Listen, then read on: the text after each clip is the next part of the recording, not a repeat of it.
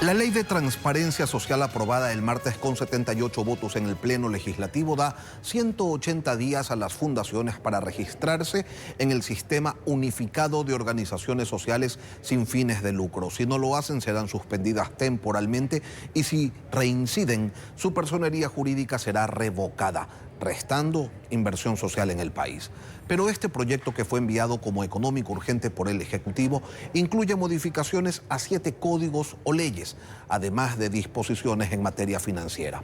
Entre estas, la UAFE podrá inmovilizar fondos provenientes de operaciones sospechosas en el sistema financiero.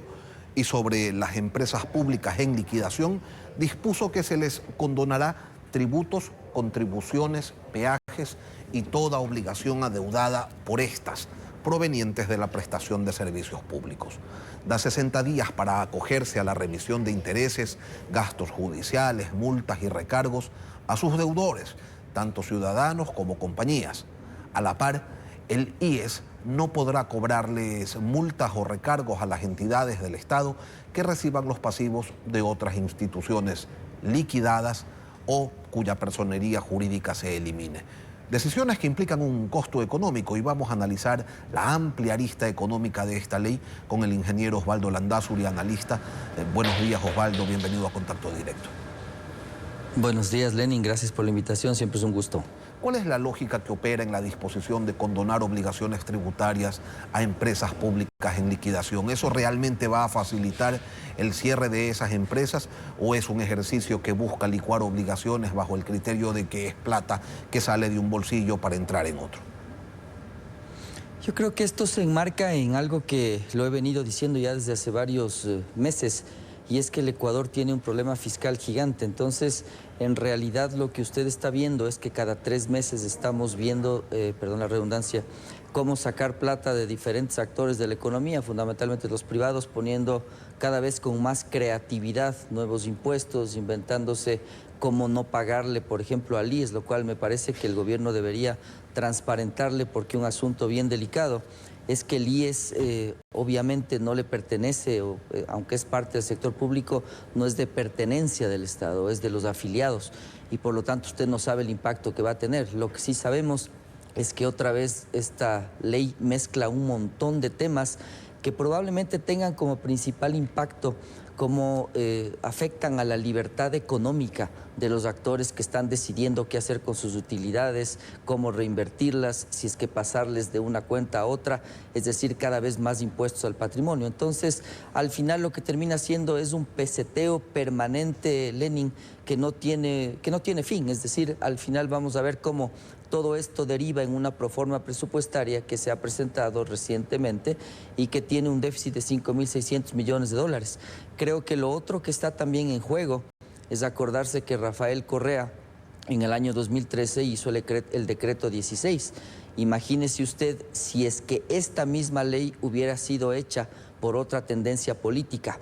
Todos los actores, los opinadores públicos, etcétera, estarían poniendo el grito en el cielo, dado lo delicado que significa que, por ejemplo, a usted le clasifiquen como riesgoso, medio riesgoso, muy riesgoso. Es decir, es un asunto que además se enmarca en una agenda de autoritarismo cada vez más profunda. Ya vamos a llegar a ese tema, particularmente al que refiere a los impuestos, a las utilidades. Pero antes de eso, Osvaldo, la remisión tributaria a los deudores de las empresas públicas en liquidación supone efectivamente una restricción en los ingresos fiscales. ¿Cuál es el mensaje que se envía con esta práctica que ya se ha generalizado? ¿Qué tan válido es generar un doble estándar tributario bajo la premisa de que eso permitirá, en este caso, concluir con los procesos de extinción de esas empresas públicas en liquidación? Su respuesta, Osvaldo, luego de esta cadena ordenada por la Secretaría General de Comunicación. Ya regresamos.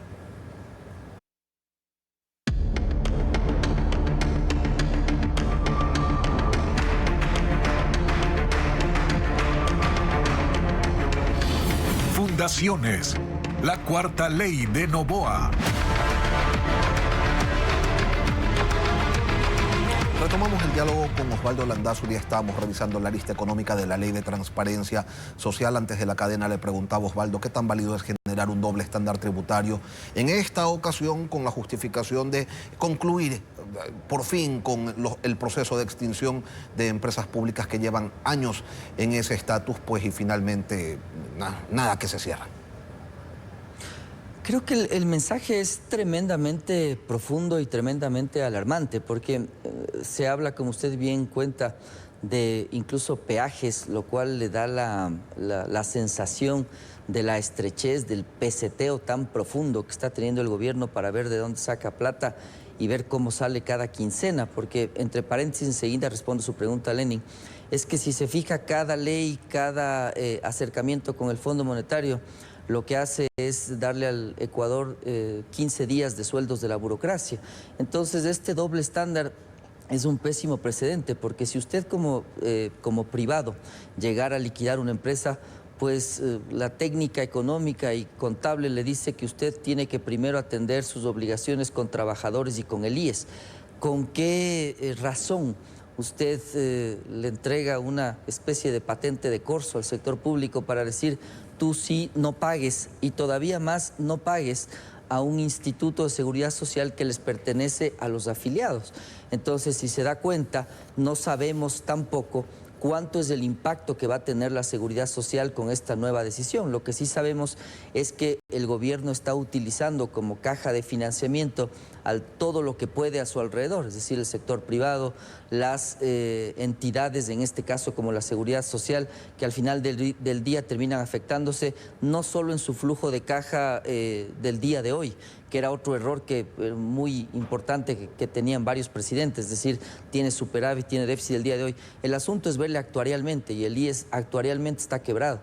Entonces usted lo que está transmitiendo además es que le importa más el día a día, que es lo que está haciendo este gobierno, que una planificación de largo plazo, una planificación con un modelo económico que le haga sentido al país. Esto realmente es un asunto que además, desde mi óptica, viola otra vez principios constitucionales, no es mi expertise, pero si usted se da cuenta, se mezclan temas desde minería hasta fundaciones, pasando por utilidades. Claramente hay un problema de unidad de materia, mucho más si considera que el tema del IES, por ejemplo, no fue tratado en primer debate.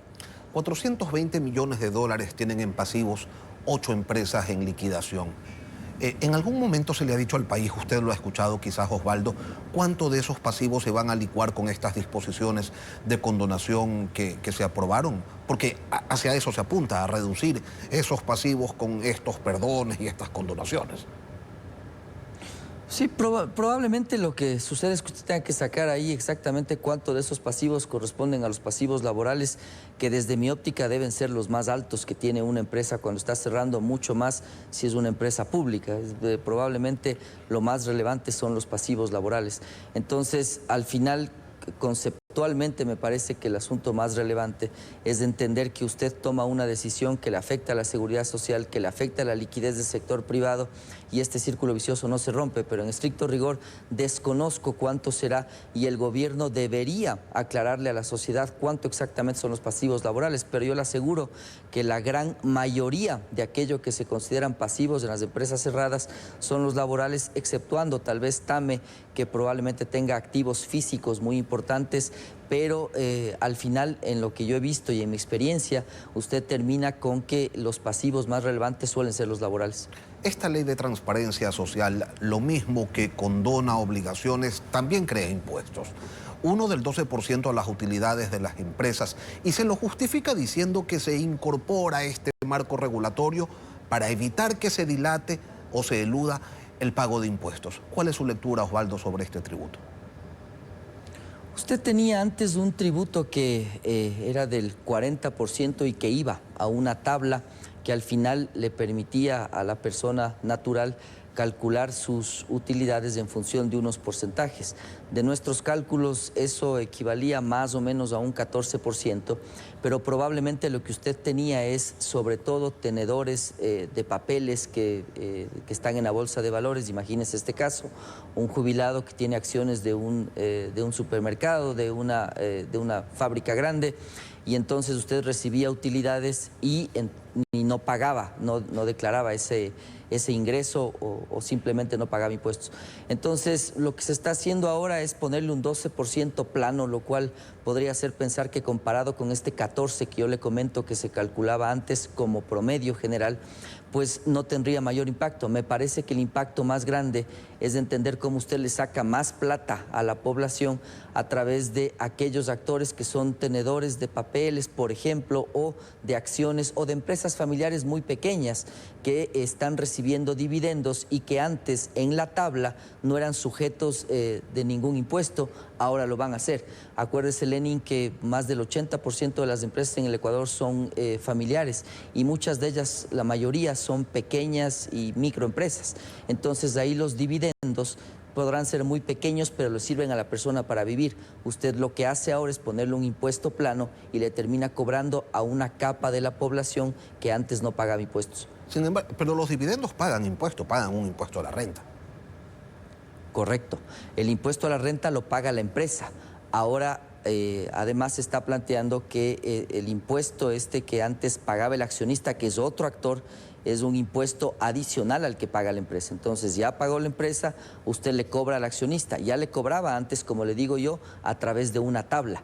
Ahora le cobra un impuesto plano, pero al final termina siendo otra vez, es un impuesto tras impuesto, y lo que hace usted es ahuyentar la inversión privada, y por eso se da cuenta que la inversión extranjera, que la inversión en general en la última década del país, pues se ha disminuido. Entonces, efectivamente son dos actores, el uno es la empresa, el otro es el accionista. Entonces usted va primero a la empresa, luego va al accionista, antes tenía límites, ahora es un solo valor que entiendo que está eximido si es que son máximo 3 sueldos mínimos vitales, pero si se da cuenta es un valor bajito, por lo tanto usted va a aumentar la capa de contribuyentes, efectivamente es lo que va a pasar. Primero se va la empresa, después se va el accionista, y si esa utilidad no se distribuye, bueno, pues allí otro impuesto, ¿no? Hasta un 2.5% sobre las utilidades que no se hayan distribuido. ¿Esto tiene efectivamente alguna consecuencia en la operación de las empresas? Pero por supuesto, quizás, a ver, desde el punto de vista económico, nosotros estamos calculando, y yo lo he mencionado en varios medios, hay 31.000 millones de dólares en utilidades no distribuidas. Si me pregunta a mí, Lenin, el grueso de esas utilidades deben ser los bancos, las no distribuidas. Entonces, entendamos una cosa para nuestros televidentes. Las utilidades no distribuidas son parte de las cuentas del patrimonio de una compañía. Cuando usted distribuye utilidades, Lenin, cuando tiene flujo y cuando los accionistas ven un horizonte en el que hay seguridad jurídica, en el que no hace falta reinvertir o simplemente se debe compensar al accionista por su inversión. Lo que está sucediendo con esta ley es que es tan absurda como que, por ejemplo, muchas de las empresas que han sacado utilidad, digamos una de insumos médicos, le dice al accionista: hemos sacado 100.000 dólares de utilidad este año y tenemos por distribuir, no sé, 50.000 dólares. Pero adivine qué, no le puedo pagar porque tengo una cuenta por cobrar sumamente grande de un actor que no paga a nadie. Adivine quién es ese actor. El sector público, es decir, es del gobierno. Entonces, no solo que usted no le paga, sino que le pone un impuesto, además porque no puede pagar las utilidades. Y quizás, como decía yo en la introducción, Lenin, el tema es que usted está afectando a lo que tanto se supone que pregona este gobierno, la libertad económica. Usted debería poder decidir perfectamente, como un actor de diversificación, claro, el inversionista, qué es lo que hace con la plata. Es decir, ese no es problema del gobierno, si es que hay utilidades retenidas o no. Lo que está diciendo esta ley es que si usted luego reinvierte o reparte, podría ser sujeto de devolución. Entonces eso le lleva a pensar otra vez que es un asunto de flujo, pero es un asunto de flujo que termina siendo una inseguridad jurídica tremendamente importante y que sobre todo, insisto yo, Lenin, está enmarcado en un país que no tiene rumbo, que está a la deriva, Osvaldo, que no tiene un modelo económico claro. Sin embargo, el gobierno afirmó durante el proceso de formación de esta ley, consta por escrito, que este cobro, el cobro a las utilidades, promueve un entorno económico más confiable y competitivo. Usted lo que está diciendo es que el gobierno se contradice, porque una cosa es lo que se señala y otra cosa es lo que efectivamente se hace. Pero por supuesto, o sea, no entiendo cómo esto puede volver un entorno más competitivo a un país en el que el Estado le comienza a ver, primero, digamos, vamos de una a otra para ver un poquito las inconsistencias, comienza a verles si se supone que da libertad y un entorno económico enmarcado en este concepto, les comienza a ver quiénes tienen riesgo más alto, va a ver que los opositores probablemente sean los de riesgo más alto, luego se irán contra las empresas, bueno, pero vamos otra vez al tema de las utilidades. Esto no tiene ni pies ni cabeza, pues Lenin, ¿cómo va usted a mejorar el entorno económico poniendo otro impuesto sobre el patrimonio? Porque eso termina siendo. Y volverlo más competitivo, final, no se olvide de eso.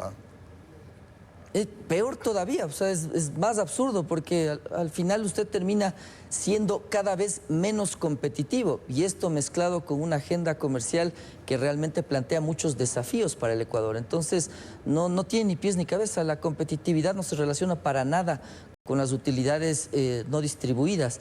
El agente por excelencia que es idóneo para entender qué es lo que hace con el dinero que es resultado de una acción de riesgo como invertir en una empresa es el accionista y por lo tanto usted no le puede poner condiciones ni tampoco limitaciones para entender qué es lo que hace con esos recursos. Aquí usted está limitando, pues usted le está limitando para que si el accionista quería, por ejemplo, cambiar de la cuenta de utilidades no distribuidas a aportes futura capitalización, que puede pasar, usted ya le limita, porque le acaba de poner un impuesto y le retira liquidez, sobre todo, Lenin. Entonces, ¿cómo eso le puede volver más competitivo? Osvaldo, ¿se podría incrementar el riesgo de elusión o reubicación de utilidades en el extranjero? También, por supuesto. Recién estuve en Panamá y claro, usted se da cuenta de un entorno que es amigable al inversionista. 0, 0, 0, 0 en las zonas francas las inversiones y los impuestos. Entonces, efectivamente, lo que usted ocasiona con esto es lo que está pasando con la inversión extranjera.